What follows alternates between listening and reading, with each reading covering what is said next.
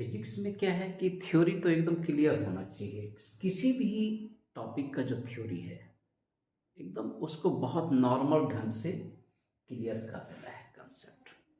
उसका कंसेप्ट क्या है?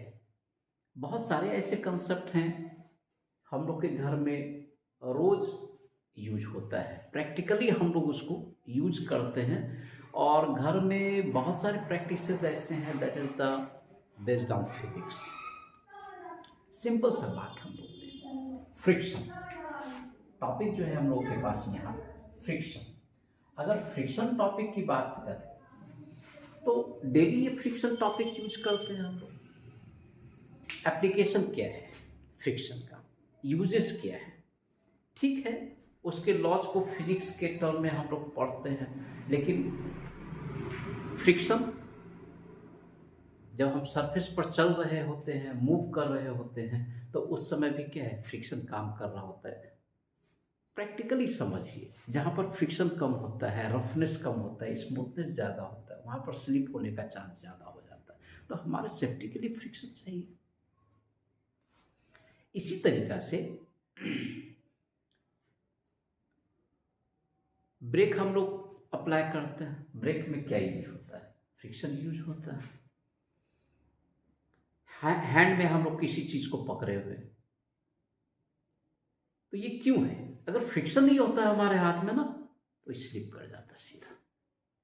इतना सिंपल सा कंसेप्ट है फ्रिक्शन को समझने के लिए। फ्रिक्शन रिलेटिव मोशन का अपोज करता है। अगर मेरा पैर स्लिप कर रहा है तो अर्थ के रिस्पेक्ट में जो रिलेटिव मोशन प्रोड्यूस्ड हो रहा है अपोज करेगा, हमको स्लिप होने से रोकेगा। अभी हमने एग्जाम्पल दिखाया, हमारे हाथ से पेन स्लिप कर रहा था, क्या है, स्लिप होने नहीं देगा, उसके रिलेटिव मोशन को अपोज करेगा। तो जितने भी टॉपिक्स हैं जब आप पढ़ेंगे तो आप देखेंगे कि वो कहीं ना कहीं से हमारे लाइफ में यूज हो रहा है। यूज हो रहा है तभी साइंटिस्ट लोगों ने उस पर वर्क किया कि आखिर ये ह्यूमन लाइफ को कैसे अफेक्ट कर रहा है। ये नेचर का कौन सा ऐसा मैथमेटिक्स है जो हमारे ह्यूमन लाइफ को अफेक्ट कर रहा है, किस हद तक अफेक्ट कर रहा है।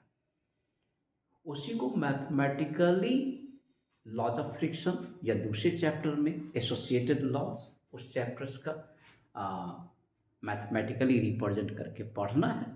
बस इस ध्यान से पढ़िए, फिजिक्स आसान लगेगा आपको।